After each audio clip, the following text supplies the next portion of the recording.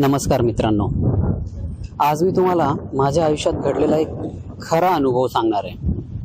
हा अनुभव इतका विलक्षण आहे की आजही तो आठवला की अंगावर शहारे येतात। मी 2012 पासून अमेरिकेतील न्यूयॉर्कमध्ये राहतो। नोकरी, कुटुंब आणि आयुष्य सगळं सुरळीत चालू होतं। अनेक वर्ष एकामागून एक प्रोजेक्ट मिळत गेले, त्यामुळे कधी नोकरीची विशेष अशी चिंता नाही वाटली। परंतु 2019च्या जुलै महिन्यात इतक्या वर्षांनी पहिल्यांदा माझा प्रोजेक्ट संपला। इथं प्रोजेक्ट संपणं म्हणजे नवीन क्लायंट शोधणं किंवा नवीन प्रोजेक्ट शोधणं असतं। त्यामुळे मला आता नवीन प्रोजेक्ट शोधण्याची वेळ आली होती। बरं, हे पहिल्यांदा माझ्यासोबत घडलं होतं अमेरिकेला आल्यानंतर। त्यामुळे साहजिकच मी घाबरलेला होतो। मनात एक विचार कायम असायचा, आम्हाला एक दिवस कायमचं भारतात परतायचं होतं। पण मला माहीत होतं की योग्य वेळ नव्हती, कारण माझा धाकटा मुलगा त्यावेळेस अवघा 6 महिन्यांचा होता। वाटलं की किमान तो 1-2 वर्ष होईपर्यंत अमेरिकेतच राहू आणि मग भारतात परत जाण्याचा निर्णय घेऊ। मी एक प्रोजेक्टसाठी खूप प्रयत्न करत होतो। अनेक ठिकाणी अनेक क्लायंट्सकडे आम्ही माझा रेझ्यूम शेअर केला, इंटरव्ह्यूज दिले, पण काही जुळून येत नव्हतं। दिवसेंदिवस माझा ताण वाढत होता। माझी एक विचित्र सवय आहे, जेव्हा मला खूप टेन्शन असतं तेव्हा मला खूप झोपही लागते। तसंच एके दिवशी झालं। त्या दिवशी सकाळचे 8 वाजले होते, तरी मी गाढ झोपेत होतो आणि तेव्हाच मला एक विलक्षण स्वप्न पडलं।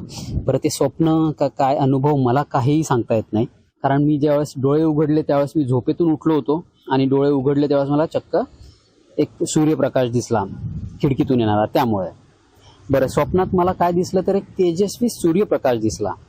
त्या प्रकाशातून एक आवाज स्पष्ट ऐकू आला, भिवू नकोस, मी तुझ्या पाठीशी आहे। आणि लगेच माझी झोप मोडली।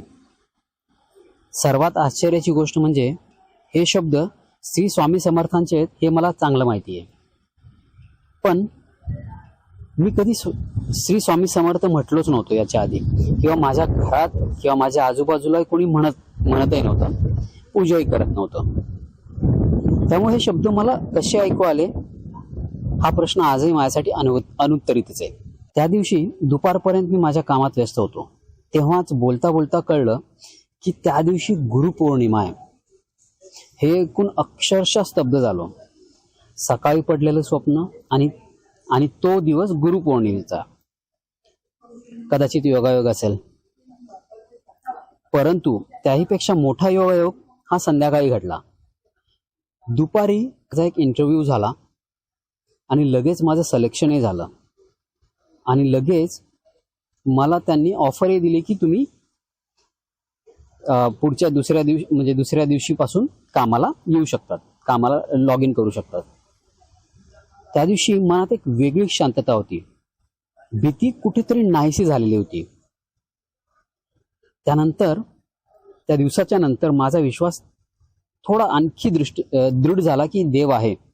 संकट कितीही मोठं असलं तरी योग्य वेळी देव किंवा सद्गुरू आपल्याला धीर देतात, कधी एखाद्या माणसाच्या रूपात तर कधी एखाद्या अनुभवातून, तर कधी जसं मला आलेला अनुभव आहे श्री स्वामी समर्थांच्या या अनुभवातून। माझ्यासाठी हा अनुभव आयुष्यभर न विसरता येणाराच अनुभव आहे।